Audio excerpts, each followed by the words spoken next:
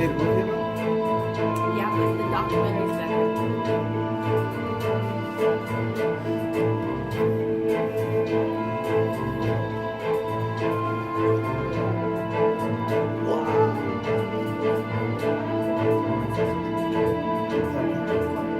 I'll be back. Will you be in office hours? Because I'll be back around 12:30. I'll just leave my lunch.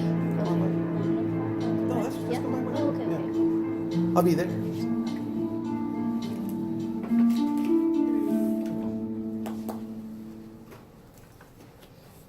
Okay, what do you think? That's pretty cool. That's pretty cool. Some states do have death penalty. There's some links here. I'll see if I could post this on the campus for you, in case you want to follow it up. This is from Sage Publishing. I don't know if our books are from Sage or not. But they are always sending me resources of current events. So I'm going to try to talk about them and then post them on Canvas for you. We might have an assignment here and there, but for now it's just informational. Okay, any questions about anything so far? Everybody's happy? We're all good? Let's get started with this then. Oh, man.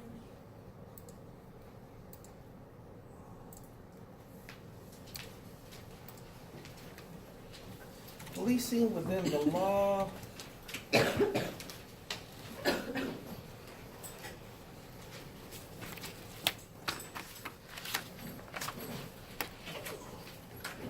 Officers need to know their own state's laws, precedent cases. You need to know the rules that you're working within. If you do not know the penal code, how are you going to enforce laws? Violations of law result in evidence being disallowed under exclusionary rule. If you mishandle evidence because you don't know what you're supposed to do, you're going to lose your cases. And these rules apply to the federal government, state government, local, and private security. We all play by the same rules. In the state prison system, we follow the penal code. On the street, you follow the penal code. But in the prison system, we have what's called Departmental Operational Manuals, DOM. They're called DOM. DOM is based off of Title 15. Different agencies have different titles, different articles, based on the penal code.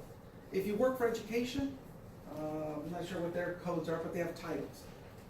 Health department has their own title. So every agency has their own title, which is nothing more than the rules for that agency based on the penal code. So corrections, it's Title 15 in California. Title 15 is still based on case law and penal code. So we still follow the same rules. But there's more rules, as you would guess, in the prison system. Liberties are very restricted. Inmate movement is restricted. What they can have is very restricted. More so than if you're a citizen on the outside. They're also cited for infractions. They're called 115s. It's an administrative rules violation report. So if an inmate is in possession of contraband, and it's a sharpened instrument, it's a stabbing device, it's a violation of penal code, Title 15, 3005C. But it's still based off the penal code. There's a whole section there. If you're in the street in your own kitchen, you probably have a drawer full of knives. That's okay. It's not a violation. It's not against the rules. So that's just one example where being in custody, you lose a lot of freedoms. If there's any smokers, hopefully not, but people do smoke, tobacco. Let's stick with tobacco.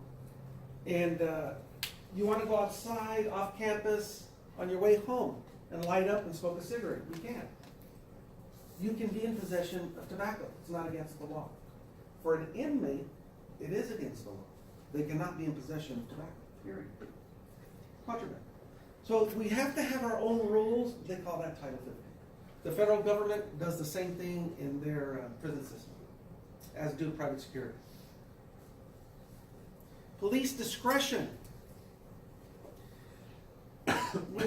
you end up being hired by an agency. You're going to be hired not because of how tall you are, how fast you can run, how well you know the penal code. I couldn't care less. I want an officer that can think on their feet. Listen, can use discretion, knows when to let someone off with a warning, or to cite someone, initiate an arrest. They know when to do these things. No liability unless evidence indicates the officer is guilty of willful or malicious. Okay, officers use their personal judgment, choose from alternative course of action. I am a highway patrolman. I'm driving down the freeway, I'm doing 65 miles an hour. I see a car coming onto the freeway and they're hauling booty. They're hitting 80, 90 and pulling away from me. So I get on their butt, I chase them, pull them over. It is at my discretion if I still want to issue a citation. I can pull them over and ask them, why are you going so fast? I want to know, why are you going so fast? You know, I have my child in the back. She's sick. I'm trying to get her to the hospital. It's only 2 more exits down. I really need to go. What are you going to do? You gonna let him go? Joe, what are you gonna do? Let him go? Who's gonna give these people a ticket besides me? What the hell? The officer that gave us one. The officer gave you one? Yeah. Okay. That happened What with happened? Tell me about it. We were coming back from the Riverside Lights, you know, the, Festival of Lights. Mission. Oh, festival. And my daughter started getting sick with the high fever, and she's had high fevers before, and she had seizure before. So we were rushing her to the hospital, coming like, I forgot what this is called right here. It's like all, Gilman Springs, going to the Riverside Regional Medical Center. And the cop pulled us over. My husband was speeding, and the baby was crying in the back. I was sitting with her, like she was literally screaming her head off. And he was like, "Yeah, you're going too much over the speed limit. I have to write you a ticket." And I was, Okay. Did the officer do anything wrong? No. Did you think he used good discretion? What would you do? Let him go? Would still Or warn follow them them, and, maybe? you know, I would have I given would him a warn them light. and make them feel bad, I like, would escort. look, this could have Yeah. happened. Escort him? I've heard of officers actually providing escort Yeah, that's what I would have to done. get you to the hospital faster. Yeah. Leave her, after I give you a ticket, I might give you an escort, get you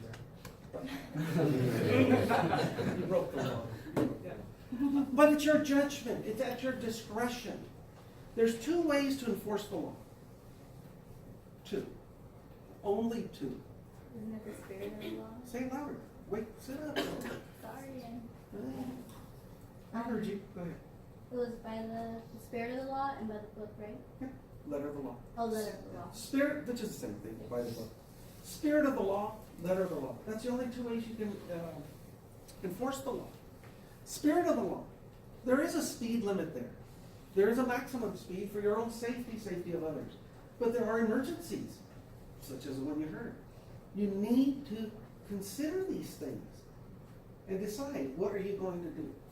If you choose to cite the person, you didn't do anything wrong. That's your decision. If you chose just to let them off with a warning, tell them be more careful, stay within the speed limit, I get it, your kid's sick. Or if you just tell them, let me escort you to the hospital, follow me. 3 options. Each one of them is correct. You can do whatever you want. It's the discretion. That's what you get paid for. I had officers, let me see, I'll give you actual, see if I can think of these numbers. A CDC 115, okay, that's a rules violation report. I told you that. And it was a female officer, maybe Jackie's height. She was trying to make a name for herself because she was overcompensating, I think. She was a good cop, but she was just overcompensating. She wanted to be one of the fellas, one of the guys. They don't have to be one of the guys. That's ridiculous. Be who you are. But she wanted to be one of the guys, and she wanted to talk like them and act like them. So she starts writing all these 115s, rule violation reports. Inmate disrespected me. He called me a name. And I'm not going to say it, but something vulgar. So she writes them up, which you can.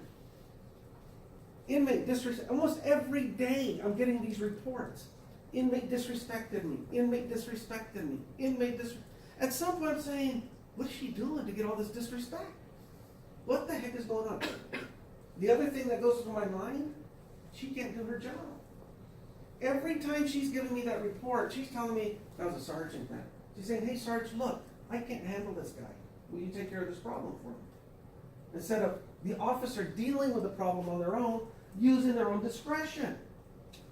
You're the boss. They're there visiting you. I was telling them, that's my house. You play by my rules. We gotta have that type of mentality. This is my house. You're gonna treat me with respect. And the officer wasn't doing anything. Maybe just being over boisterous. She had a squeaky little voice. And it's kind of irritating, to be honest with you. Yeah, and it was during the morning chow release, and she was yelling at him, okay, hurry up, everybody out, everybody, and everybody out. Okay, every morning, that gets old, right? And finally, they started telling her where she could stick her everybody out type of deal. So she just chose to start writing them up. I got her in the office and I said, what are you doing? And she goes, well, they disrespected me. I said, yeah, but you don't have to write them up every single time. What should I do? Really? You're asking me because you can't think of anything to do? So I gave her one of the things I might do. We have keys to all the doors. We control when those dorms come out, when they're released for food, for shower. Inmates are hungry in the morning, and we're releasing 36 dorms. Okay, these were dorm settings. So make them the last one. Make them the last one every day. Watch how quick they straighten up. So do you think that will work? Better than this. So she started doing that. And they did straighten up real quick. What can we do? Right away, they're called Men's Advisory Council. Every dorm has one, a representative. So they came to talk to the officer. What can we do to get off this list that we're on right now? Just knock off all the disrespect. She took care of the problem, didn't have to write another report. If you're working on the street as highway patrol, city cop, whatever, you have to use your imagination. How are you going to affect the spirit of the law without having to cite everyone for every simple infraction? That's what you get paid for. Okay. Questions on spirit of the law, letter of the law. Abuse of power. We will talk about that. I'm not sure if it's this chapter or another one. Abusing your power as a peace officer is a big no-no. You don't do that. But does it happen? Every day? Every day you run across these officers that have a chip on their shoulder, just daring you to do something. Happened in the military too. Happens in the military. Do you ever run across anybody like that? Besides a drill sergeant? I mean, yeah, you have those individuals, but if you have the experience and used to being in a leadership position, and you know what to do to deal with those situations. Yeah. Right? You should. Yeah, a lot of that just comes with just experience over time. The problems I experienced were from the rank and file, the officers. Yep. Trying to make a name for themselves. Yep. I'm telling you, you don't need to provoke. You do not need to start trouble. Trouble's gonna find you. Okay, you'll get plenty of it. You don't have to start it. Fourth Amendment. You guys have Bill of Rights, correct? You did your Bill of Rights, good. So you do know what the Fourth Amendment entails. Good job. Reasonable suspicion, it's a standard. Okay, we just finished talking about discretion. It carries over when you're evaluating a course of action. Do I have enough, based on my observations, my knowledge, the information I have, do I have enough to initiate a Terry stop? I may say, yes, I think I do. Chelsea's going to be in the same position, same information, and say, no, I don't think I do. Because it's based on our own individual, objective reasonableness. What I think would rise to the level of reasonable suspicion doesn't mean the same for you. Everyone has something different. We were talking just a little while ago about the death penalty. I told you my wife wants to take him out back, shoot him right after the trial. One of you said that's a great idea. Let's do that. A couple of you, I think, agreed 30, 60 days. And then I heard a 90-day. Okay? Why are we unable to agree? Just in this classroom. Theoretically, we can come to a conclusion. Why? Different opinions. Different perspectives. What makes you tick, what makes you you, is your culture, how you were raised, your experiences. You're unique, every one of us. We're all going to have different definitions when it comes to what's reasonable and what's not. Would we agree on that? Anna? We agree? Yeah, we agree on that. Jackie agrees on it before she leaves. Yes, I do. Good. Okay, so the legal standard, defined as particularized objective basis for suspecting the particular person stopped of criminal activity. Just this one line here, from here to here. Read it. I read it to you. Please read it on your own. I want to ask you what it means to you.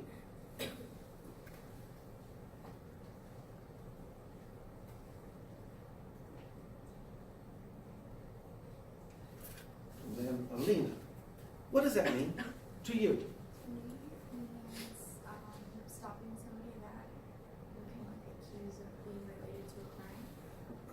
Stopping someone, Being able to. being able to stop someone being accused of a crime. Good. Let's go with Tyler. You say based on your experience of how you see people, like you gave the example of what is it? Like you said the Mexicans in the white neighborhood, they got bandanas. Yeah. And based on your experience, you know something may be up there. Okay. Based on your experience, you could distinguish when something's out of place. Yeah. Yeah, good. You just know. How difficult is this? And I'll stop it there. I don't want to keep picking on you guys, but thank you. How difficult is it for everyone to come up a consensus? Just for that first bullet point. Okay. Just the takeaway, it's extremely difficult for everyone to agree. Basis for the Terry stop is reasonable suspicion. We know that. Requires less justification than probable cause. We know that. And based on the totality of the circumstance. You've heard that term come out quite a bit. Totality of the circumstance. Every event, every incident is unique as you are. You never, and I can say that, you will never run across the exact same situation twice. They may be pretty darn similar, but they will not be exact. There will be different contributing factors that you have to consider. So in one case, I love it when students ask me this too. Well, you did this for this student, how come you won't do it for me? Because it was a different circumstance. You don't know the reasons I had to help this person, but I am unable to help you in the same way. Does that help? Bring it home? Okay, because it's unique. This one student has a different set of circumstances than every one of you. You're all unique. So when I can help one person, but I can't help you, it's not personal. I wish I could help everybody, but the circumstances were different. Now, as law enforcement, you're going to have to distinguish that. Why am I going to arrest this person, but not this one? Is it because there's a familiarization here? He's Mexican. Yeah. No, I know. He's Mexican. I'm Mexican. I feel I owe him something.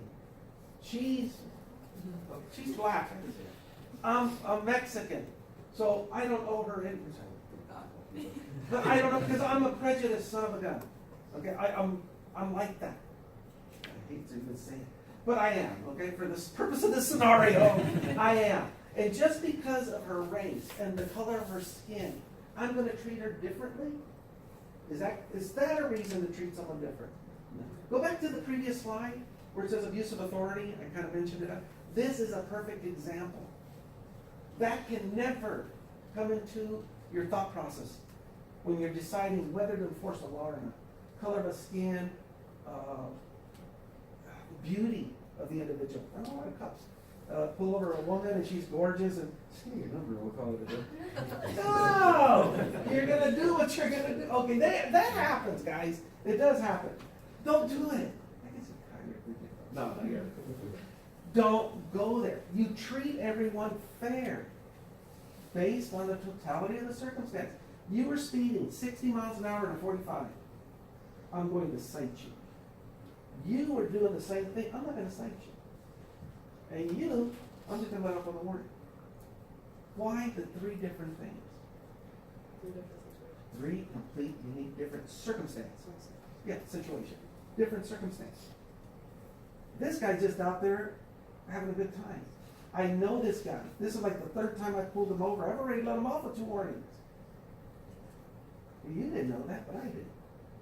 She has a screaming child in the back. She's got bigger problems right now. I don't want to add to that stress. I'm going to give her a break. And I know Chelsea from before. She's a kid, went to school with my kids.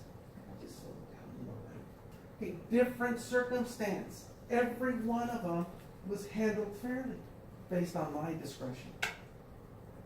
Officer Jones over here puts her pencil down for a second and is faced with the same set of circumstance. She might cite Chelsea. She might cite Ms. Rubio. Which one has a crying kid? And let you. No, you don't like kids. Who's that? It's the scenario. You don't like kids. You don't like kids. I like You kids. hate children. You can't believe anyone would have them. Those little crumb snatchers. You can't stand them. I feel like that fits But you. this guy you can relate to. Different discretion. You guys get the picture, right? Yes. Different discretion. That's going to be you. Guys, girls dating guys dating girls dating girls, guys dating guys. Whatever the heck you want to date. Whatever's going on out there. Why is it that when one person asks you out, no, that's okay. No, Rosie, you're laughing already. I'm already seeing someone. Thank you. Thank you. You walk away. Why'd you tell them no? Because they're not my type. What? How? Okay, let's talk about your types, but without going there. Okay. You have a type. You have a type. You have a type. Why are they so different? It's a vibe. Because we're all different. Okay, but you can understand that, right? They are. That's the way discretion works when you're policing. The same reasons you will go out with someone but not with someone else. Okay, play into why you would enforce the law with someone but not someone else. You're using discretion based on totality of the circumstance. Questions on this? No? We're pretty good? Let's see what else. Okay, reasonable suspicion. Probable cause. Reasonable suspicion. Above a hunch? You kind of think, based on your experience, something's going on. Reasonable suspicion. You can ask someone to come to you, and you can go to them. You can ask them to pat you down on the outer part of the garment. What are we looking for? Weapons. Something that can cause you harm. Reasonable suspicion. Terry stop. We pat down on the outside of the clothing. We're looking for weapons. How about probable cause? And what's that? I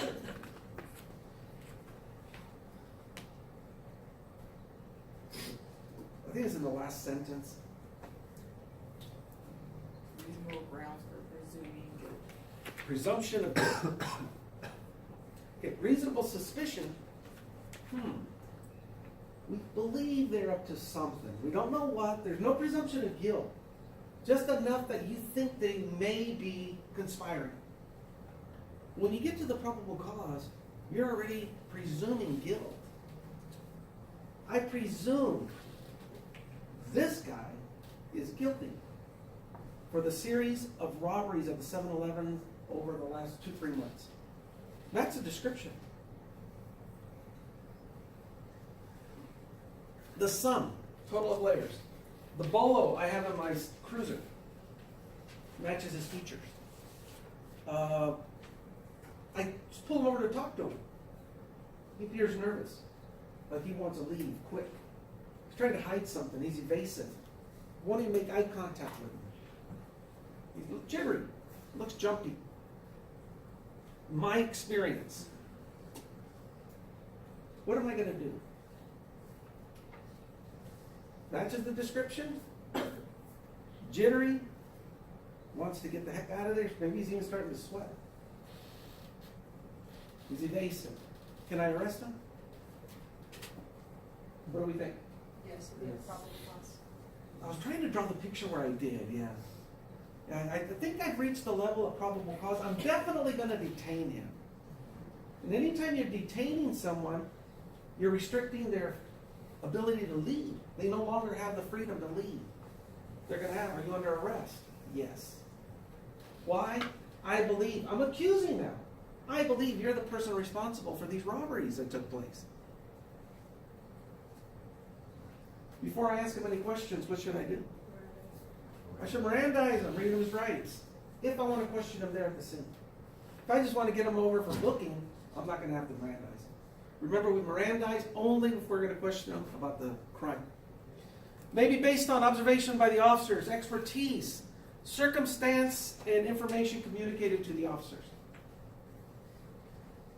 One that I pulled them over, I detained them near a 7-Eleven that had been robbed in the last 2 months. The store clerk saw me out there talking to this person. I have him in restraints. And the clerk walks out and says, "That's the guy."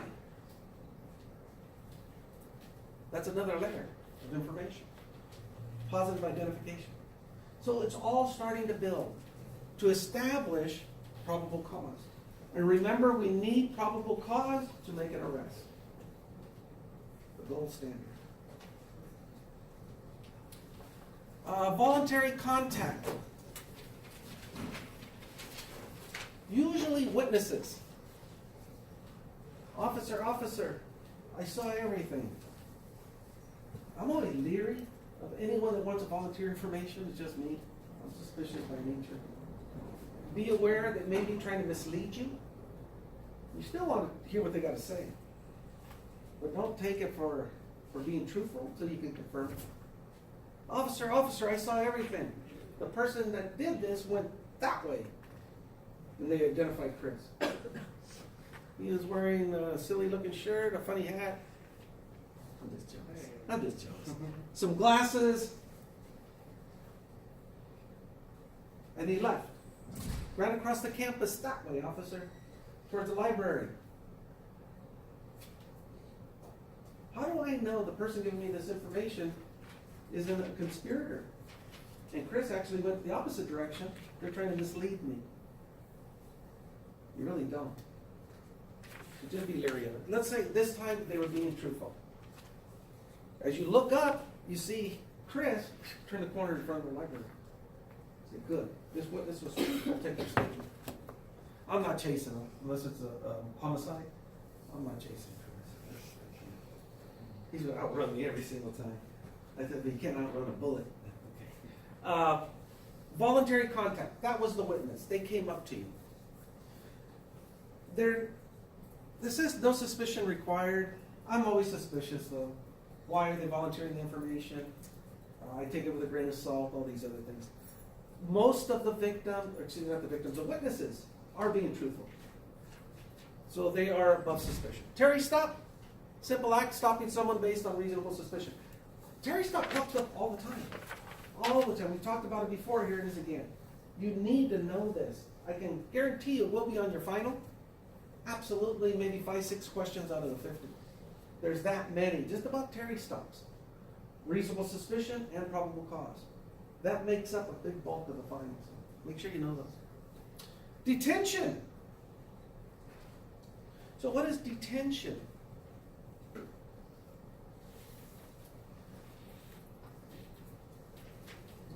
Marcos. Yeah, when you detain the, And we detain? We detain. Marcos, what do you think? For the Detention. tension? That's Well, right. it's, isn't it like when you stop somebody and then you have to, like, kinda like an arrest, kinda, but you're like,